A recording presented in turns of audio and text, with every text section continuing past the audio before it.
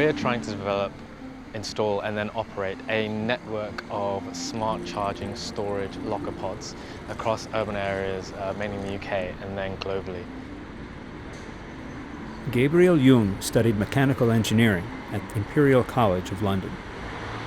These locker pods themselves will be effectively locker units wherein people will be able to store their e-scooter, and then regardless of what e-scooter is, they'll be able to hook it into the charging system, which will send it up to the cloud and be able to smart charge that e-scooter to elongate battery life and hopefully eventually reduce grid electricity strain.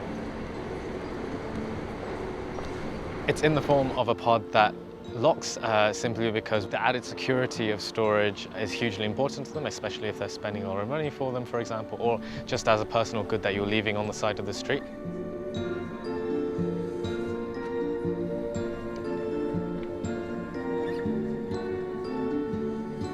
One of the main technical problems that we're tackling is that there is such a variety and model of e-scooters and battery packs that come with them that each have their own proprietary software and interim systems between the charger and the actual battery itself.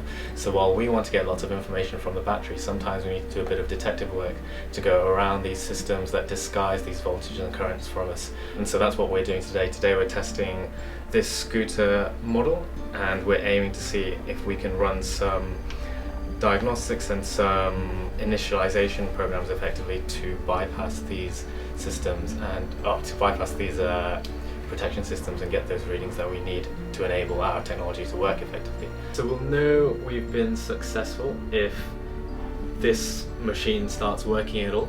At the moment there are protections in the machine itself that say if it can't do what it's been told to do, which is effectively supply current to a battery at a certain level, then it'll just shut down, because otherwise you'll get a fire.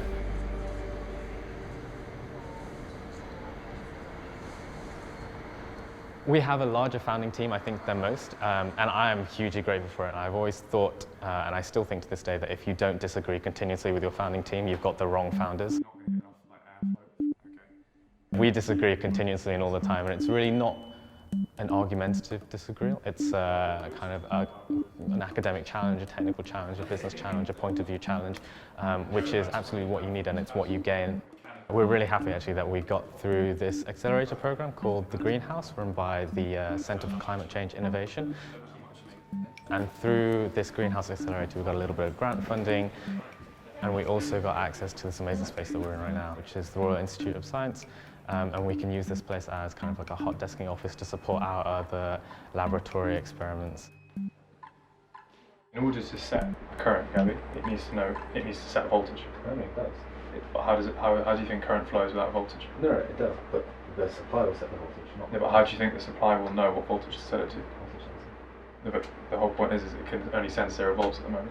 We're at the moment feeding feeding different voltage and seeing if we can increase the voltage level, for example, or other inputs to effectively see if we can just make this supply give any charge to the scooter. And if it does do that, that's fantastic, and we've kind of cracked the code for this one, and it's on to the next model. Oh. So the battery's at 40 volts. Wait, that just worked? Yeah. I thought that would be a lot harder.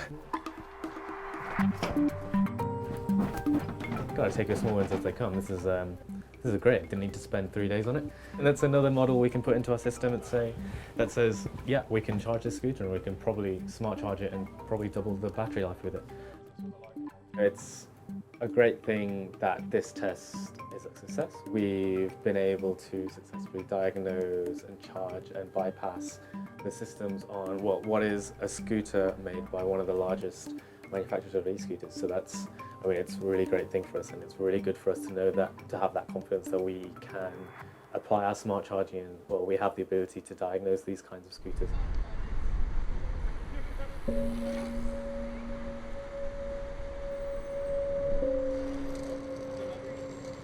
COVID-19 obviously was a big year of change and a big year that boosted carbon reduction a lot, simply because people were staying at home and physically couldn't go outside.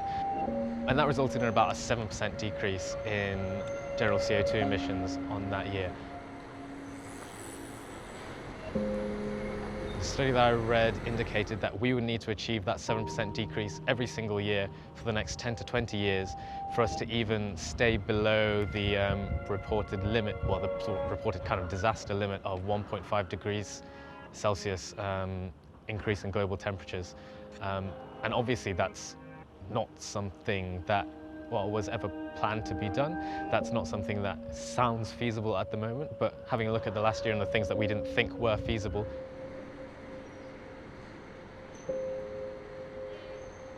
when countries, continents, the globe comes together to tackle one singular problem, even if it is a problem as big as a huge spreading virus or climate change, things that we can do in such a short time are really quite unprecedented and just completely amazing.